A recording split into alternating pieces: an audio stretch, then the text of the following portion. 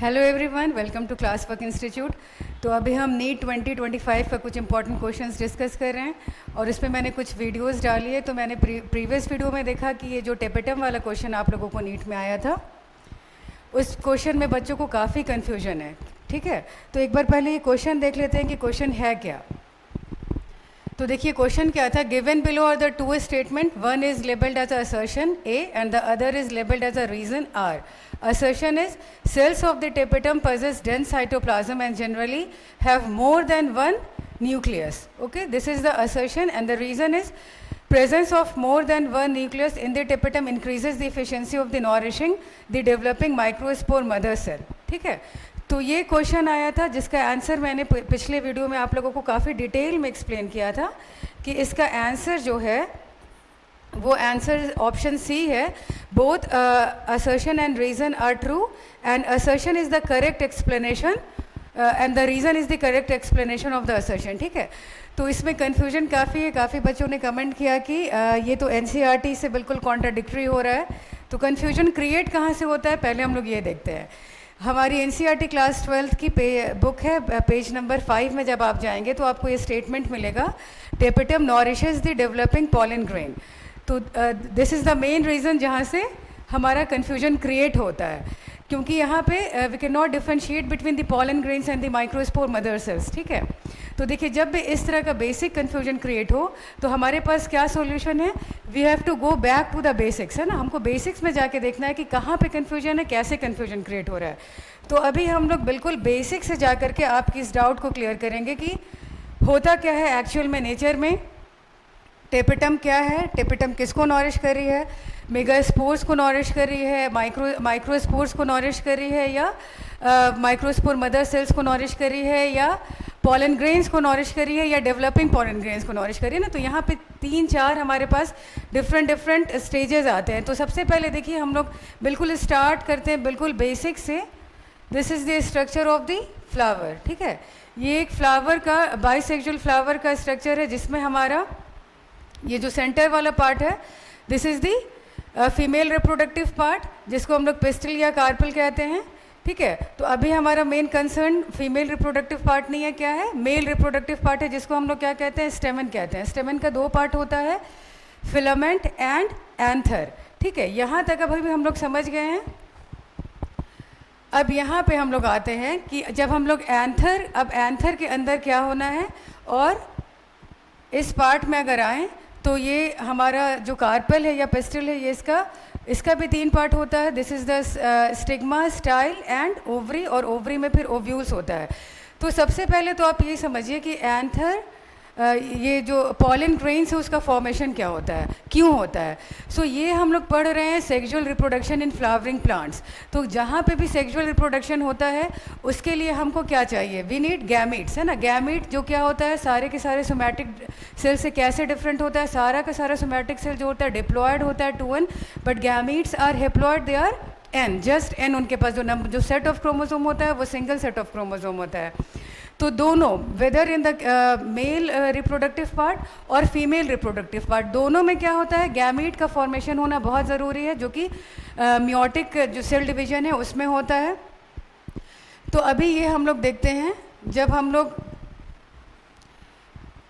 ये अभी male gametophyte जो होता है वो पहले ये देखिए कि ये बनता कहाँ है। जब ये हमारा एंथर है, एंथर का जब हम लोग ट्रांसफर सेक्शन करते हैं तो ये हमें ऐसी कुछ लेयर्स मिलती है जिसमें 3 लेयर होती है, एपिडर्मिस, एंडोथेशिया, मिड लेयर, और सबसे सेंटर में होती है टेपेटम। टेपेटम के अंदर कुछ सेल्स होती है जिसको हम लोग माइक्रोस्पोरोजेनस सेल्स कहते हैं। ठीक है, टेपेटम के अंदर वो सेल्स होती है, cluster of cells which are potentially they are capable for producing pollen grains। ठीक है, तो सबसे फर्स्ट जो यहाँ पर क्लस्टर ऑफ सेल्स है उसको हम लोग स्पोरोजेनियस सेल्स भी कह सकते हैं या माइक्रोस्पोरोजेनियस सेल्स भी कहते हैं। ये दोनों बिल्कुल सिनोनिम है, क्योंकि ये सेल्स फाइनली क्या करेगी, माइक्रोस्पोर्स बनाएगी, और माइक्रोस्पोर्स फिर क्या होगा, पॉलन में डेवलप होगा।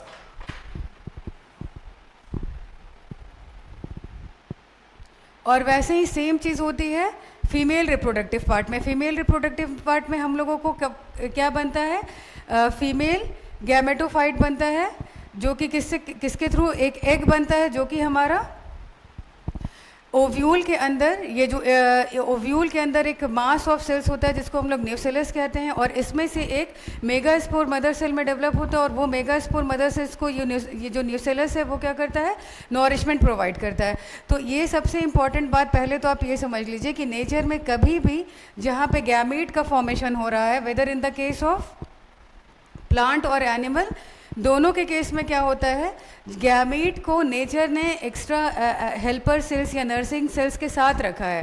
कि same in the case of जब हम ये स्पर्मेटोजेनेसिस के केस में देखते हैं तो सर्टोली सेल्स होती है जो कि स्पर्म को नॉरिशमेंट प्रोवाइड करती है, ठीक है। तो इसी तरह से फीमेल के भी केस में हम लोग क्या देखते हैं कि फीमेल के पास भी कुछ ऐसी सेल्स होती है जो एग को नॉरिशमेंट प्रोवाइड करती है, ग्रैनुलर सेल्स जिसको आप कहें या प्राइमरी फॉलिकल्स कहें, ठीक है। तो ये पहले नेचर का ये जो बेसिक फंडा है ये आप समझिए कि जहाँ पे भी, क्योंकि gametes are the very critical cells and they are very sensitive cell, तो कुछ नेचर ने एक ऐसा सिस्टम डेवलप करके रखा है कि वो डेवलपिंग गैमीट को या डेवलपिंग माइक्रोस्पोर्स को या स्पोर्स को क्या करे, एक सपोर्टिंग सिस्टम डेवलप करके रखे कि वो सेल्स जो है वो बहुत ईजिली माइटोटिक प्रोसेस के थ्रू हेप्लॉयड बने और फिर वो ग्रो करें, ठीक है।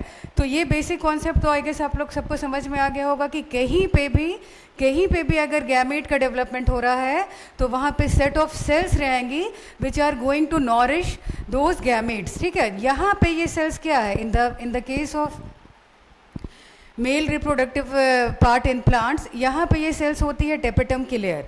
टेपेटम की ये लेयर जो होती है ये इसके अंदर वो सेल्स है जो स्पोरोजेनियस सेल्स है, ये माइक्रोस्पोर मदर सेल्स है जिसके पास कैपेबिलिटी है कि वो फाइनली जा करके एक फंक्शनल पॉलन ग्रेन्स को डेवलप कर सके। तो ये टेपेटम तब तक उसको नॉरिश करती रहेगी जब तक कि ये जो सेल है, जो इसके अंदर की स्पोरोजेनस सेल्स है, वो पूरी फुल्ली डेवलप्ड फंक्शनल माइक्रोस्पोर बन करके एंथर के बाहर डेहिसेंस के थ्रू बाहर एटमॉस्फेयर में नहीं आ जाए, है ना, तब तक ये उसको सपोर्ट करती रहेगी। तो अब हम लोग ये तो बेसिक चीज़ आपको समझ में आ गई कि कहीं पे भी अगर सेक्सुअल रिप्रोडक्शन हो रहा है, गैमीट का फॉर्मेशन हो रहा है, तो गैमीट के लिए कुछ ना कुछ नेचर ने एक सपोर्ट सिस्टम प्रिपेयर करके रखा है। कुछ ऐसी सेल्स है, सेट ऑफ सेल्स है जो ग्रोइंग गैमीट्स को नॉरिशमेंट प्रोवाइड करती है। ये होता है both in the case of animals and in the plant, जहाँ जहाँ पे भी सेक्सुअल रिप्रोडक्शन हो रहा है एक सेट ऑफ सेल्स होती है जो कि गैमीट्स को नॉरिशमेंट प्रोवाइड करती है।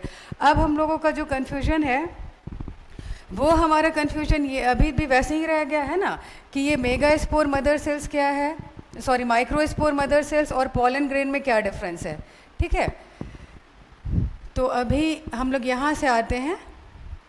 जब इस स्ट्रक्चर पे हम लोगों ने देखा कि सबसे पहले ये जब एंथर को हम लोग का एक ट्रांसफ़र सेक्शन लेते हैं तो हम लोगों को ये चार जो पॉलन सैक है उसमें क्या होता है, पॉलन सैक्स में ये टेपेटम से सराउंडेड कुछ अंदर में सेल्स नज़र आती है, ठीक है। अब इस सेल्स का फर्दर क्या क्या डेवलपमेंट है, इसकी क्या जर्नी है और ये सेल फाइनली एक डेवलप्ड पॉलन ग्रेन कैसे बनती है ये देखते हैं, ठीक है। तो सबसे पहले इस सेल्स को तो हम लोग सिर्फ माइक्रोस्पोरोजेनस सेल्स कहेंगे क्योंकि they are going to produce microspores, ठीक है। तो अब इस डायग्राम पे जब हम आते हैं तो ये टेपेटम के अंदर की सेल्स जो है उसमें से क्या होता है कि कुछ जो ये माइक्रो स्पोरोजेनस सेल्स है, कुछ सेल्स जो है इसमें से डीजेनरेट होती है, they just sacrifice their life for the development of few microspore mother cells, ठीक है। तो सबसे पहले आपने देखा कि टेपेटम के अंदर जो क्लस्टर ऑफ सेल्स है जिसको हम लोग माइक्रोस्पोरोजेनियस सेल्स या स्पोरोजेनस सेल्स कहेंगे क्योंकि फर्दर इनका पर्पस क्या है, ये आगे जा कर के माइक्रोस्पोर्स को जनरेट करने वाले हैं। तो इसमें से कुछ सेल्स जो होती है वो डेवलप हो जाती है माइक्रोस्पोर मदर सेल्स में, ठीक है। ये फर्स्ट स्टेप हुआ हमारा। ये आपको पता चला कि माइक्रोस्पोर मदर सेल कहाँ पर आया, in the series of development, ठीक है। नेक्स्ट क्या होता है, ये जो माइक्रोस्पोर मदर सेल्स होती हैं, अब इस फिगर पे आ जाइए।